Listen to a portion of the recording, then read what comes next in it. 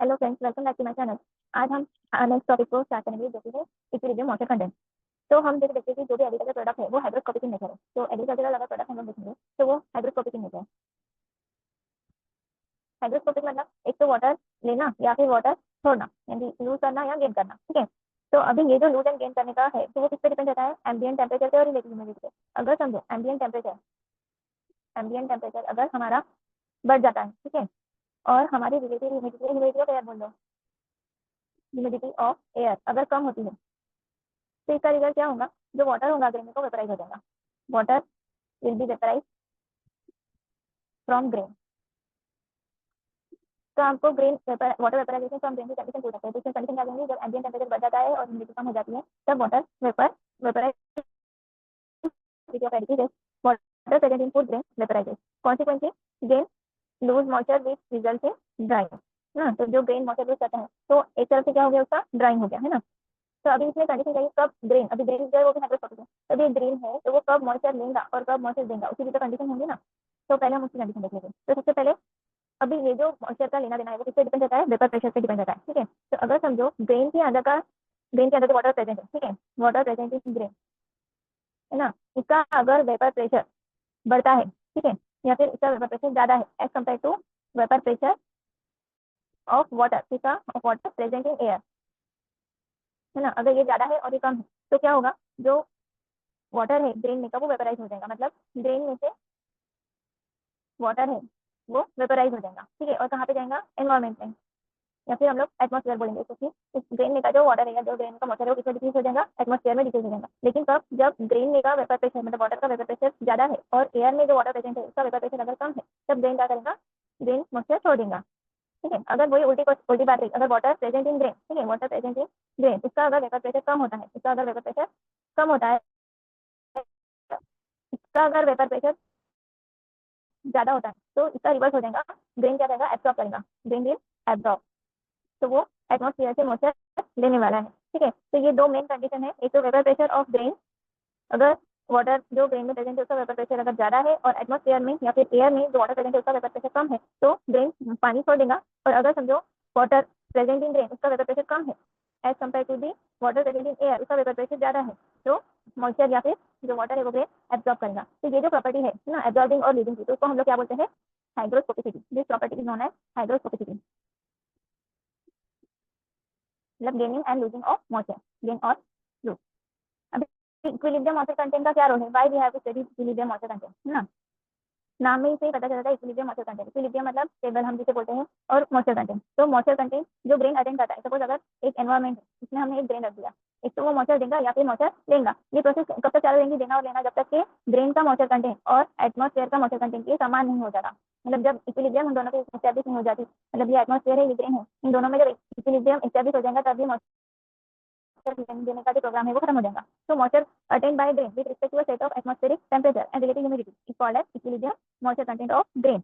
Grain moisture is in equilibrium with surrounding air, है ना। उस वक्त क्या हो जाएगा? ग्रेन का जो मॉइस्चर कंटेंट है या फिर ग्रेन मॉइस्चर जो है वो सराउंडिंग एयर के साथ में इक्विलिब्रियम एस्टैब्लिश करेगा, है ना। तो हम लोग इसमें क्या लिख सकते हैं? एक इंपॉर्टेंट पॉइंट हमें नोट डाउन करना है,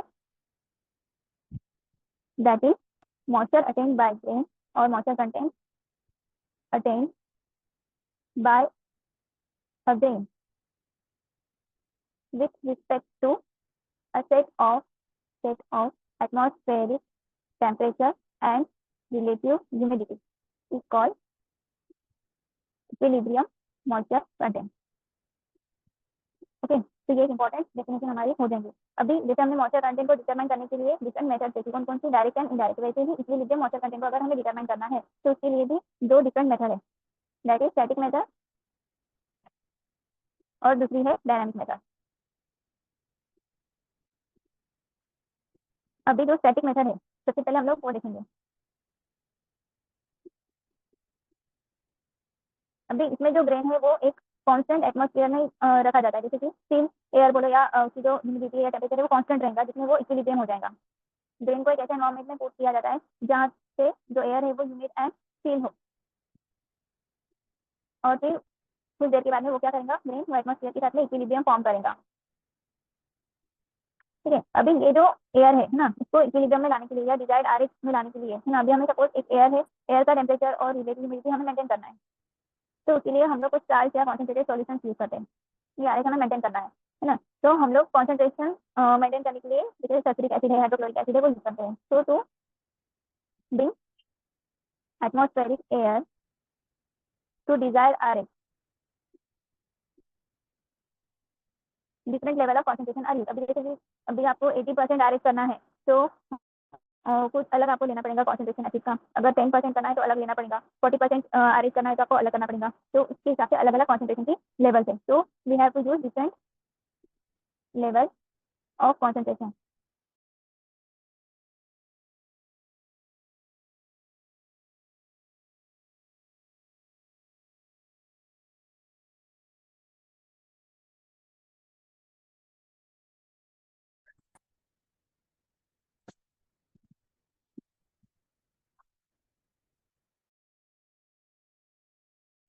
ये मेथड का ड्रॉबैक क्या है, ये टाइम कंज्यूमिंग, और ये कितना टाइम लेता है, 3 to 4 वीक्स लेता है। इक्विलिब्रियम कंडीशन मतलब मीडियम से निकालने के लिए 3 to 4 वीक्स लग जाते हैं, बहुत लॉन्ग टाइम है। और इसमें जो रिलेटिव ह्यूमिडिटी है एट हाई ह्यूमिडिटी, तो उसमें मोल्ड का अटैक होने का चांसेस ज्यादा होता है। That is at high humidity and temperature condition attack of mould is high.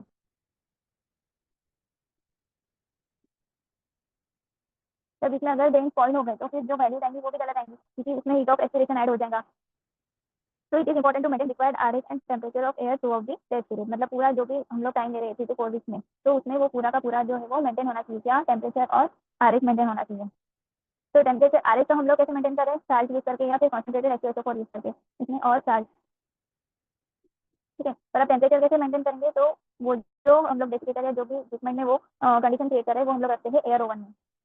तो एयर ओवन की मदद से हम लोग टेम्परेचर मेंटेन कर सकते हैं। तो स्टैटिक मेथड में दो इंपॉर्टेंट पॉइंट है, दैट इज हम लोग टेम्परेचर और आरएच मेंटेन करते हैं। टेम्परेचर हम लोग एयर ओवन से मेंटेन करते हैं, और आरएच हम लोग कॉन्सेंट्रेटेड H2SO4 या HCl से या फिर चार्ज यूज करके हम लोग मेंटेन करते हैं। ठीक है, तो अभी इसमें कुछ पॉइंट है, जैसे कि अगर हम लोग चार्ज यूज कर रहे हैं तो क्या कंडीशन होनी चाहिए, और एसिड यूज कर रहे हैं तो क्या कंडीशन होनी चाहिए। तो अगर आप सपोज H2SO4 एसिड यूज कर रहे हैं, ठीक है, तो आपका एसिड का कॉन्सेंट्रेशन अगर 40% है, तो आपको टेम्परेचर रहेगा 10 डिग्री सेल्सियस से 50 डिग्री सेल्सियस तक के, और आपका आरएच मेंटेन होगा 56.6 to 58% तक के आपका आरएच मेंटेन होगा। ठीक है, तो इस तरह से आप अगर 20% है, सपोज 20% कॉन्सेंट्रेशन है H2SO4 का, तो टेम्परेचर रेंज रहेंगे 10 to 50 डिग्री सेल्सियस, और आपका जो आरएच रहेगा वो रहेगा 87.4 to 88.8।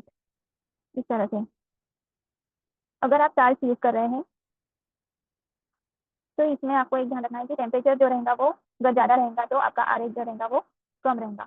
इस तरह से कंडीशन मेंटेन की जाती है। ठीक है, तो ये दो पॉइंट्स हमें याद रखने हैं स्टैटिक में। देन नेक्स्ट हमारा है सेकंड मेथड जो है वो डायनामिक मेथड है। तो डायनामिक मेथड में पहली है डिसॉर्प्शन मेथड। फर्स्ट मेथड है डिसॉर्प्शन। तो ये जो है वो ड्राई एयर की प्रॉपर्टी के बेसिस, जैसे कि property of dry air to absorb moisture from moist grain, इसका हम यूज करते हैं। जैसे कि ड्राई ग्रेन है तो ऑब्वियसली वो क्या करेगा, मॉइस्चर एब्जॉर्ब करेगा। तो property of dry air to absorb moisture from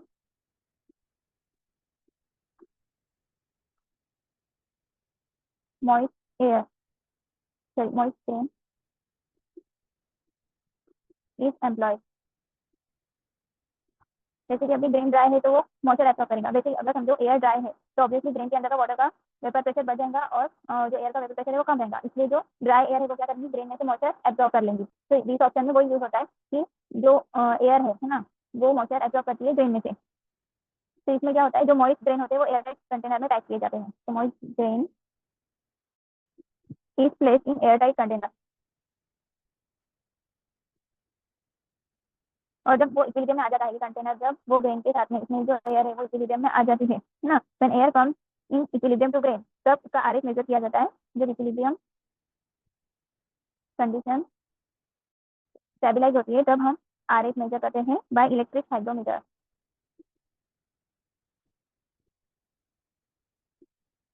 और बाय हेयर हाइग्रोमीटर।